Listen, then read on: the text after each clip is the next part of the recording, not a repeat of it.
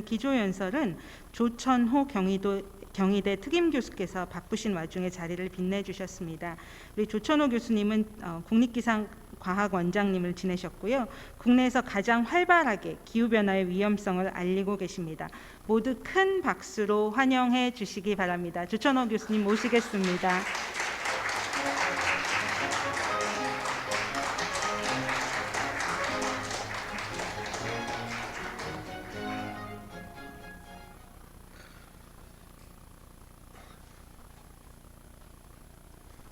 네, 반갑습니다. 저는 대기과학자 조천호라고 합니다.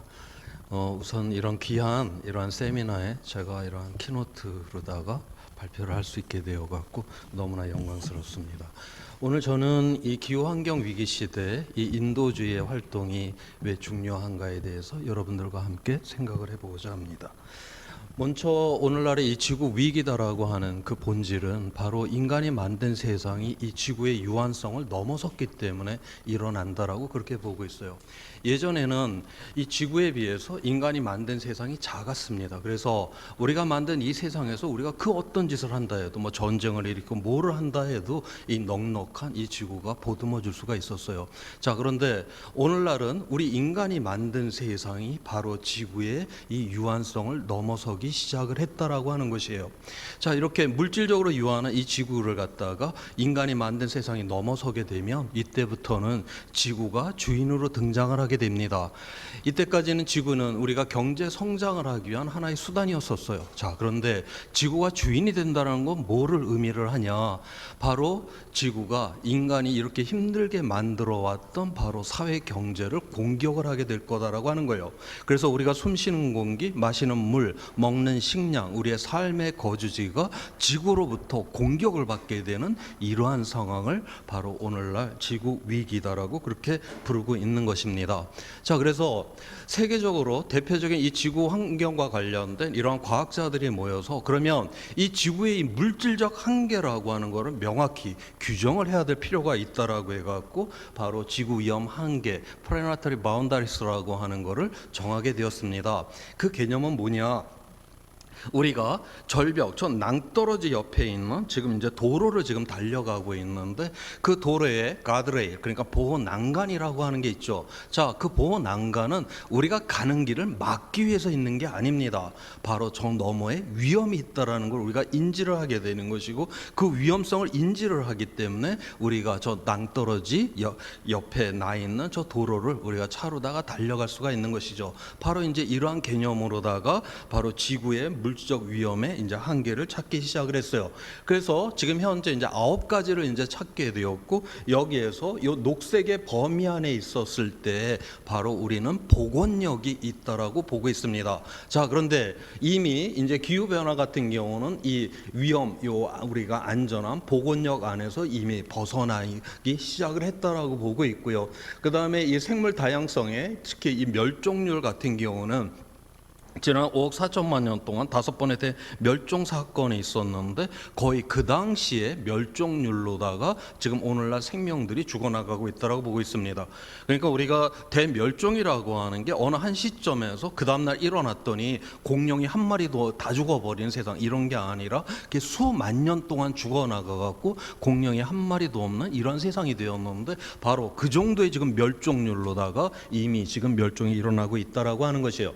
그 다음 이 육지 시스템, 그러니까 우리가 지금 현재 80억이 지금 살고 있는데 이 사람들을 먹이기 위해서 농토를 넓히는 과정에서 우리가 이러한 숲을 태우는 과정에서 이미 이러한 육지 시스템에도 이미 위험이 넘어갔다라고 보고 있습니다.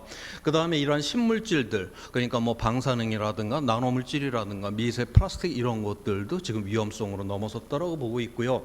그 다음에 여기 이제 영양분인데 우리가 지난 1950년도에 전 세계에 약 25억 명이 살았고 약 절반 정도가 굶주림에 시달렸습니다. 현재 80억이고 그러니까 3배 이상으로 인구가 늘어났죠. 자, 그런데 현재는 10%인 약 8억 명 정도가 바로 굶주림에 시달리고 있다고 보고 있어요. 1950년 이후에 3배 이상의 인구가 더 잘 먹는 세상이 되었다라고 하는 거죠. 자, 그런데 1950년 이후에 농토는 약 25%밖에 늘지를 않았습니다. 그런데 어떻게 잘 먹일 수가 있냐? 바로 녹색 혁명이 일어난 것이 것이죠. 자, 그래서 단위 면적당 이 생산량이 1950년도에 비해서 지금 서너 배를 우리가 뽑아내기 때문에 더욱더 많은 사람들이 더욱더 잘 먹는 세상을 우리가 만들어낼 수가 있었어요. 자, 그런데 우리가 그래서 질소 이러한 비료를 갖다가 이제 뿌리게 되었는데 그거를 농작물이 다 빨아들였다라고 하면 별 문제가 없었을 텐데 절반도 빨아들이지를 못합니다. 자, 그렇게 되니까 토양 위에 질소와 인이 그냥 남아있게 되는 것이고 비가 오게 되면 녹아서 하천으로 들어가고 강으로 들어가고 우리 연안으로 나오게 돼 있어요. 자, 그래서 기후 조건만 맞으면 강에는 녹조, 바다에는 적조가 생기는 이유가 바로 우리가 이 80억을 먹여 살리기 위한 농업 때문에 이러한 일이 일어났다라고 하는 것이고, 녹조, 적조가 일어나게 되면 결국 물 생태계가 붕괴가 되는 이러한 위험성이 있다라고 하는 것입니다. 그다음 물 같은 경우에는 지금 이제 블루워터라고 하는, 이건 뭐 생활 용소라든가 공업 용소 같은 경우는 아직 위험으로 들어갔다라고 보지는 않고는 있어요. 그러니까 우리가 마시는 물, 하루에 인간이 보통 좀 잘 사는 나라가에서 1인당 마시는 물이 한 3 내지 5리터 정도의 물을 마시고 씻고 닦는데 30 내지 50리터의 물을 쓰게 되고, 그다음 우리가 공산품을 생산하는데 물이 많이 필요한데 우리가 하루로 따지게 되면 1인당 약 한 100리터 정도의 물이 사용이 됩니다. 자, 그런데 그건 아직까지 그 위험성이 있다라고 보지는 않는데, 여기 그린 워터라고 하는 건 뭐냐, 우리가 실제로 한 인간이 가장 물이 많이 사용되는 거는 바로 식량 생산을 하기 위해서입니다. 1인당 하루에 먹는 그 식량을 생산하기 위해서 3,000리터 이상의 물이 필요해요. 자, 바로 농업 용소가 지금 위험 속으로 들어갔다라고 하는 거, 다시 말해서 우리가 이제 이러한 식량의 부족이라고 하는 것을 느끼게 되는 이러한 위험 속으로 들어갔다는 걸 여기서 지금 의미를 하고 있습니다. 자, 그래서 전체적으로 보면 우리가 오늘날의 이 지구환경 파괴라고 하는 건 이제 산업화를 통해서 파괴가 되었다라고 그렇게 보고 있지만, 또 하나 중요한 건 이 80억을 먹여 살리기 위한 바로 이러한 농업들, 그러니까 이러한 육지를 파괴시키고 그다음 이러한 영양분들을 이제 비료를 쏟아놓고 하는, 그다음에 이런 물사용 같은 이러한 것들도 오늘날 중요한 지구 파괴의 그러한 어떤 요인이다라고 그렇게 이제 보고 있습니다. 자, 그러면 이제 여기로 이 중에서 우리가 이제 가장 대표적인 그 위험을 갖다가 이제 기후 위험이다라고 그렇게 부르고 있는데요. 거기에 대해서 한번 살펴보도록 할게요. 이 자료는 작년에 나왔던 IPCC 6차 보고서의 지금 결과를 보여주고 있습니다. IPCC는 유엔에 이제 각 나라의 이제 기후 과학자들이 모여서 5년 내지 7년 동안 이루어졌던 대표적인 연구 결과를 분석을 해갖고 바로 이제 보고서를 작성을 하게 됩니다. 1990년도에 1차 보고서가 나왔고 계속적으로 연구 결과가 축적이 됨에 따라서 계속 새로운 보고서로 갱신이 돼서 작년에 이제 6차 보고서까지 나오게 된 것입니다. 바로 그 결과를 6차 보고서의 결과인데요. 지금 1950년도에서 2100년까지 지구 평균 기온의 변화를 보여주고 있습니다. 2015년 이전은 과거부터 현재까지 이제 변화를 나타내고 있는데, 지금까지 우리 사람들이 화석연료를 태워서 온실가스 농도를 증가를 시켜서 1.1도로 지금 상승을 시켰습니다. 자, 1도라고 하는 거 우리가 그 크기로 봤을 때는 그렇게 위험스러운 온도가 아닌데, 지구 평균 1도가 왜 그토록 위험하냐? 우리 과거에 이 자연적으로다가도 뭐 빙기, 간빙기 하면서 자연도 끊임없는 이러한 이제 기후 변화를 거쳤습니다. 지난 6,500만 년 동안, 그러니까 신생대 동안에 우리가 이제 과학자들이 계산을 해보게 되면 가장 요 6,500만 년 동안 가장 빠르게 기온이 상승되었을 때의 속도가 1000년에 1도요. 이건 자연에서 가장 빠른 속도입니다. 자, 그런데 우리 사람들은 화석연료를 태워서 지금 100년 만에 지금 1도를 상승을 시켰어요. 그러니까 자연에서 가장 강력하게 온도를 상승시키는 이 힘보다도 우리 인간은 10배나 강력하게 오늘날의 기후 변화를 일으키고 있다라고 하는 것입니다. 자, 그래서 우리 미래를 보게 되면 미래가 하나가 아니라 여러 개로 나오게 돼요. 이 이유는 뭐냐? 이제 자연이 미래 기후를 결정 못한다라고 하는 겁니다. 우리는 이미 자연보다도 10배나 강력하게 기후를 변화시키고 있기 때문에 그래요. 자, 그래서 이번에 IPCC 6차 보고서의 미래 시나리오를 갖다가 SSP 시나리오라고 그렇게 부르고 있는데, 이거는 우리가 미래에 어떤 사회를 만드냐에 따라서 온실가스 배출량이 달라지게 되고 그 달라진 온실가스 양에 의해서 미래의 기후가 결정이 나게 될 것이다라고 하는 것을 의미를 하고 있습니다. 자, 그래서 여기서 SSP5라고 하는 시나리오는 전 세계가 우리가 전혀 그 화석 연료를 줄이지를 않는, 그 배출을 줄이지를 않는, 다시 말해서 경제 성장을 최우선으로 하는 이러한 세상이 되었을 때 금세기 말에 지구 평균 기온이 5도까지 올라가게 될 것이다라고 보고 있고요. SSP3 시나리오는 각 나라가, 우리나라만 잘 살면 되고 우리 지역만 잘 살면 되고, 그 다음에 우리가 속한 집단, 그 다음에 내 가족, 이러한 각자 도생의 이러한 미래상, 이러한 분열적인 세상 속에서는 지구 평균 기온이 4도까지 올라가게 될 것이다라고 보고 있습니다. 그 다음 SSP2 시나리오를 갖다가 우리가 중간 시나리오라고 부르고 있는데, 이건 뭐와 가장 비슷하냐? 2015년 파리기후 협약에서 지구 평균 기온 상승을 2도 이내로 막기로 했고, 전 세계 대부분의 나라가 여기 가입을 했죠. 여기 가입을 하게 되면 앞으로 우리는 기후 위기 대응을 위해서 온실가스를 얼만큼 줄이겠다라는 걸 국제적으로 약속을 하게끔 그렇게 돼 있습니다. 자, 그래서 그 약속된 거를 100% 다 지켰다라고 했었을 때, 그러면 지구 평균 기온 상승을 2도 이내로 막냐? 그렇지가 않다라고 하는 거예요. 우리가 그 약속을 100% 지킨다 해도 약 2.5도에서 3도까지 올라가게 될 것이다. 그것이 바로 SSP2 시나리오에 가깝다라고 보고 있습니다. 자, 그래서 지금 각 나라가 줄이겠다라고 약속한 것보다 앞으로 더욱더 많이 줄여야만 하는, 이것이 바로 현실, 전 세계적인 그런 현실이다라고 하는 것을 여기서 이야기를 해주고 있어요.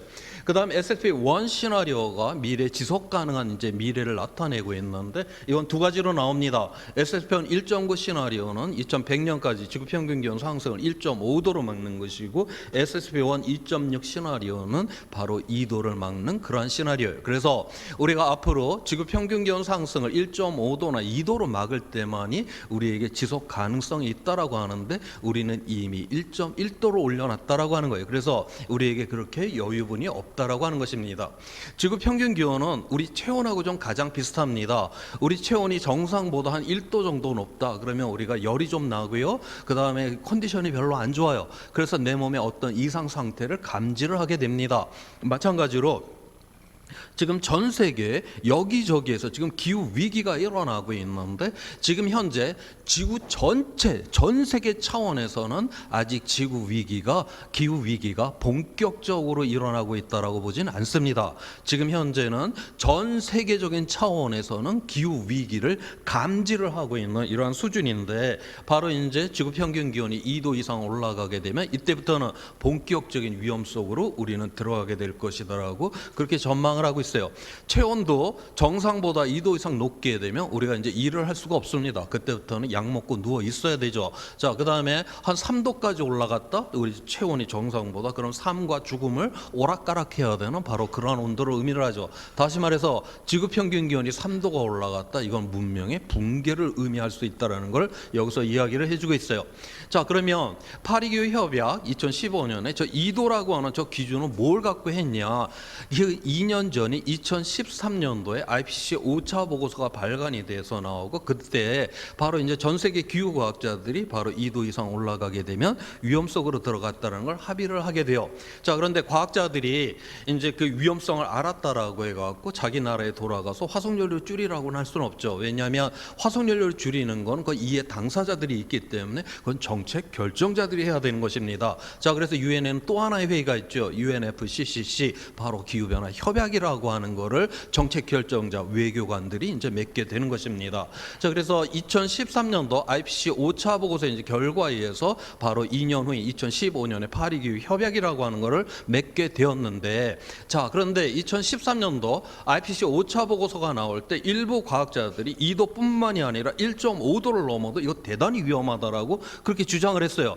근데 당시 갖고 있었던 연구 결과에 이러한 증거만을 갖고서는 국제적 합의가 이루어지진 않았습니다. 그래서 파리 기후 협약에서는 1.5도에 대해서는 가급적 1.5도를 막는다라고 하는 이러한 애매한 표현을 쓰게 된 것입니다. 자, 그러면 이 1.5도에 대해서는 과학자들은 어떻게 하기로 했냐? 2013년도에 5년 동안 연구 결과를 모았다가 다시 한번 회의를 하자. 그래서 2018년도에 인천 송도에서 바로 IPCC 특별총회를 다시 열게 됩니다. 새로 모아진 5년 동안의 연구 결과를 이제 분석을 해보니까 이제는 1.5도를 넘어도 위험하다라는 게 이때 결정이 돼요. 그 다음 저 1.5도를 막기 위해서는 바로 2050년까지 탄소 중립에 도달해야 된다는 것도 바로 저 회의에서 결정이 나게 된 것입니다. 자, 그래서 오늘날 한국 사회에서 탄소 중립이라고 하는 이런 용어를 우리가 많이 보고 듣고 하는 거는 바로 2018년 IPCC 특별총회 합의 결과에 대해서 바로 우리가 따라가겠다라고 지금 했기 때문에 바로 탄소 중립이라는 용어를 많이 보게 되었다라고 하는 것이죠. 자, 그런데 아직까지 이 1.5도는 이건 과학자들의 합의예요. 우리 앞으로 이제 이 기후변화 협약은 바로 이 1.5도를 갖고 또 다른 협약을 맺어야 되는 것이고, 저 협약에 성공을 하게 되면 지금 우리가 줄이겠다라는 것보다 훨씬 더 많은 이러한 이산화탄소를 줄여야 되는 것을 국제적으로 우리에게 강제적으로 바로 그러한 압박을 받게 될 것이다라는 걸 여기서 지금 이야기를 해주고 있습니다.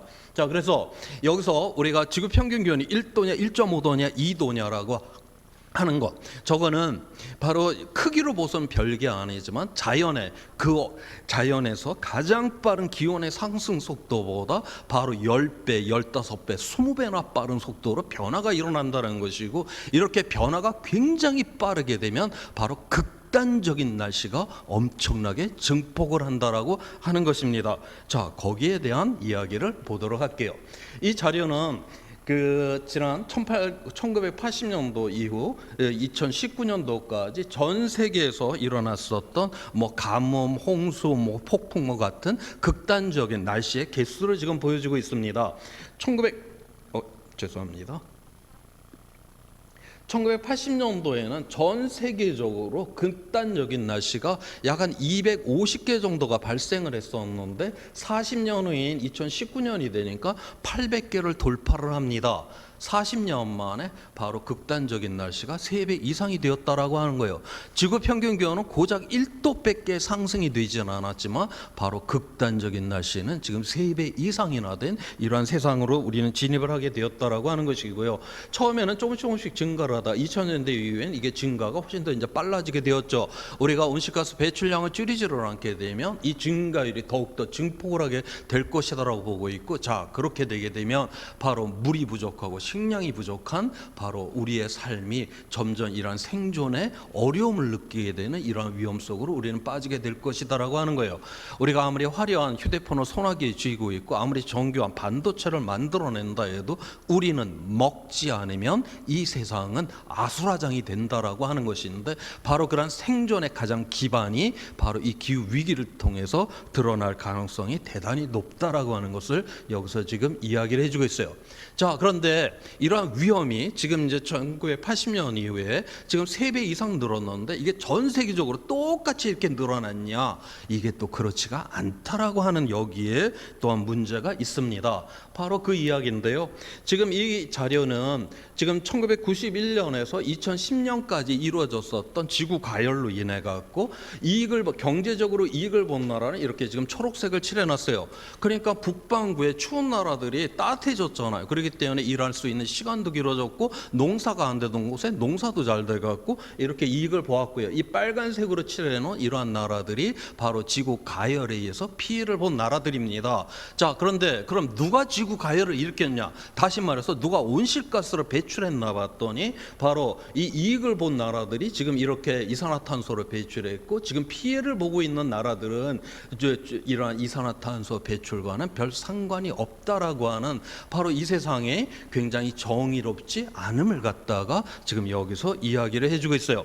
자, 국가 간뿐만이 아니라 이게 한 사회 계층 안에서도 이제 이러한 문제들이 있는데, 이러한 기후 변화가 일어났었을 때 이것이 이 이게 가난한 사람들은 그의 모든 것을 잃어버릴 수가 있어요. 그런데 부자들은 그가 가진 것의 극히 일부만을 잃게 된다라고 하는 것이죠. 그 이유는 뭐냐? 이 부자들 같은 경우에는 이러한 재난을 갖다가 피할 수 있는 이러한 수단을 갖다가 많이 갖고 있는데, 이러한 가난한 사람들은 그러한 수단을 갖고 있지 않기 때문에 이러한 재난에 자기의 모든 것을 잃어버린다라고 하는 것이고요. 그렇게 되다 보니까 바로 이러한 가난한 사람, 약한 사람, 사람들은 이런 뭐 비탈면이라든가 그다음에 무슨 이런 연안이라든가 하천 옆에 저지대에 산다라든가 그들의 삶의 조건 자체가 취약하기 때문에 그러한 위험이 더욱더 덮치게 되는, 그래서 이러한 위험이 이러한 가난 속에서 우리가 이러한 악순환으로다가 돌게 되는 이러한 공동체의 파괴가 또한 일어난다는 걸 여기서 이야기를 해주고 있습니다.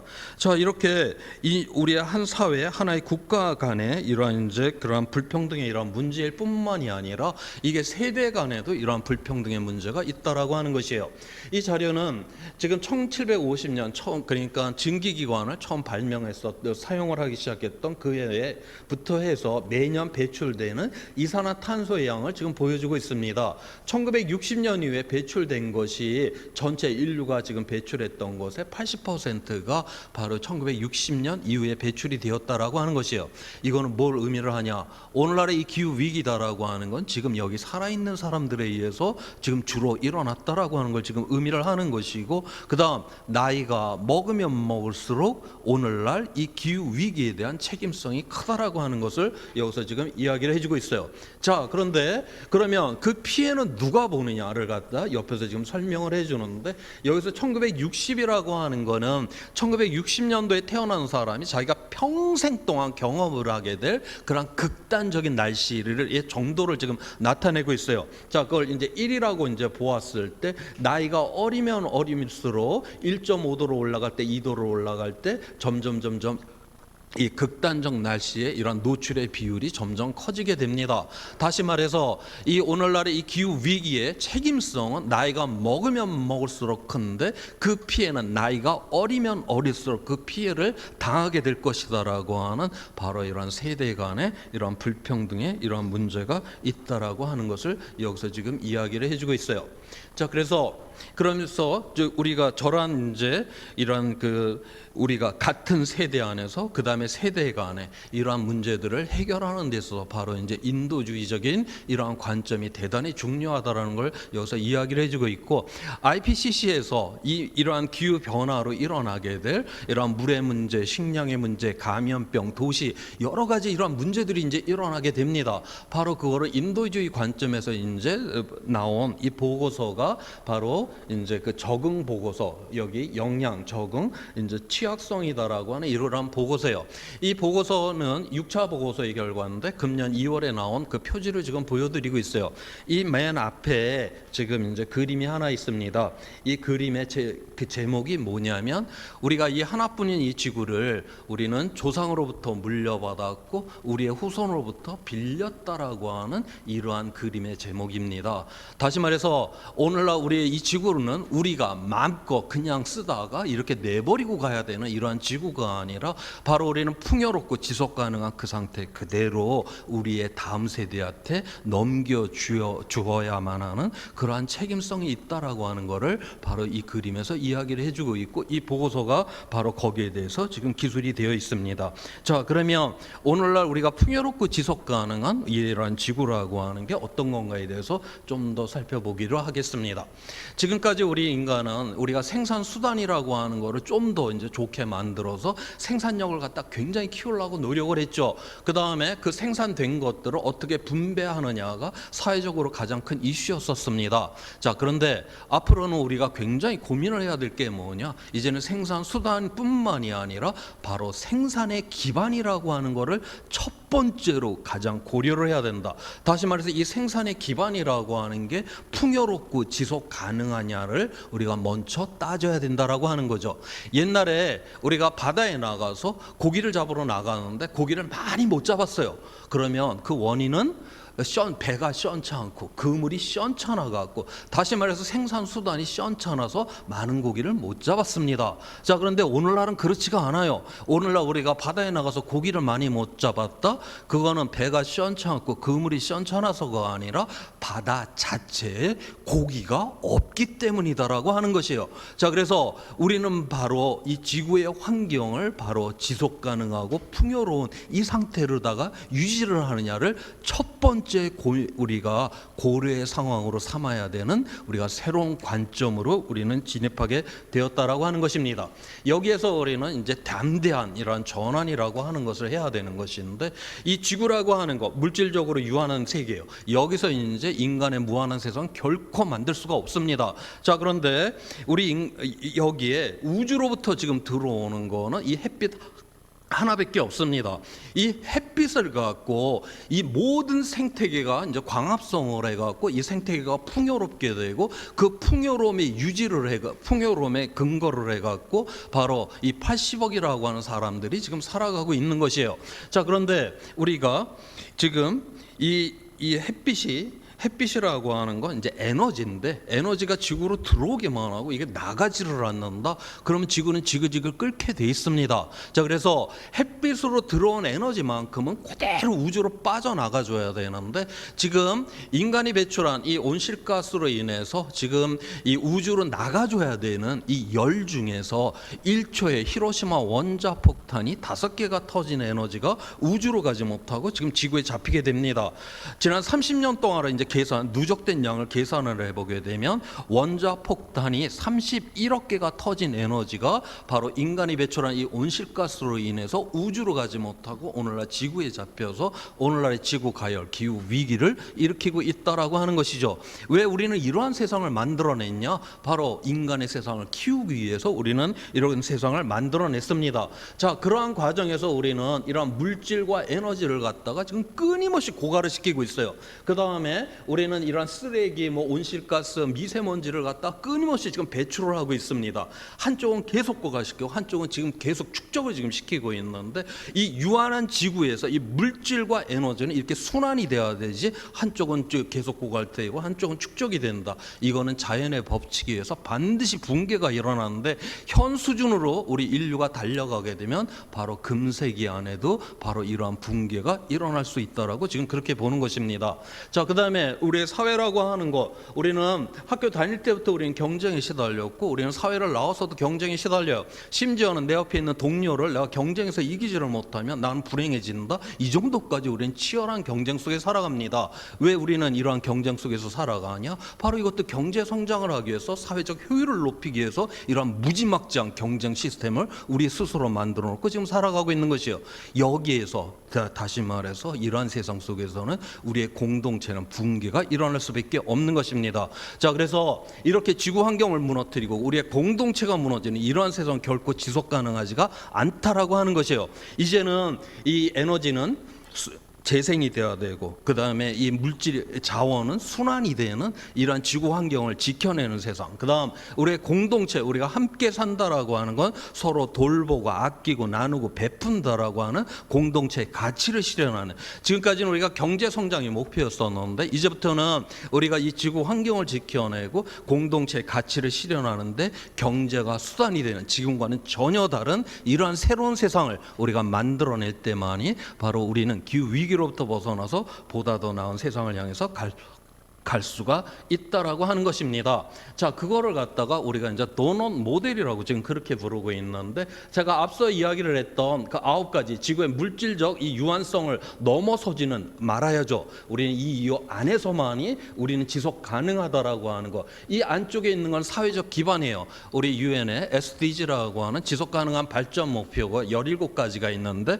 바로 그거를 기반으로 이제 만들어진 겁니다. 이 사회적 기반이 이제 무너지게 되면 인간의 존엄성이 이제 무너지기 때문에 저 안쪽에 있는 원은 무너지면 안 되는 것이죠. 자, 바깥쪽 원은 넘어서면 안 되는 것이고 안쪽에 있는 원은 무너지면 안 되는, 지구의 물질적 한계는 넘어서면 안 되고 사회적 기반은 무너지면 안 되는 요 안, 우리가 도넛 안에서만이 우리가 지속 가능한 바로 우리가 인본주의적인 바로 이러한 세상을 우리가 만들어낼 수 있다라고 하는 것이고, 이건 하나의 철학이나 담론을 넘어서 이미 이 유럽이라든가 이런 서구 서부의 주요 도시들이 이미 이러한 어떤 정책을 하는데 사용이 되고 있는 이러한 모델로 제시가 되고 있는 상황에 있습니다. 자, 마지막으로다가 지금 이제 이 기후 위기라고 하는 이런 이제 먹구름이 지금 이제 몰려오고 있습니다. 그런데 앞서 이야기를 했지만 아직 지금 전 지구적으로 완전히 지금 이 기후 위기가 본격적으로 일어난 상황은 아닌 것이죠. 그래서 이 먹구름으로 온 세상이 새카매져 갖고 우리가 아무것도 할 수 없는 이러한 세상이 아니라 먹구름이 몰려오기 때문에 어두워지고는 있지만 아직 하늘에는 구멍이 뚫려 있다라고 하는 것이에요. 자, 먹구름이 몰려올 때 이렇게 구멍이 뚫려 있으면 빛 내림이라고 하는 이러한 찬란한 현상이 이제 일어나게 됩니다.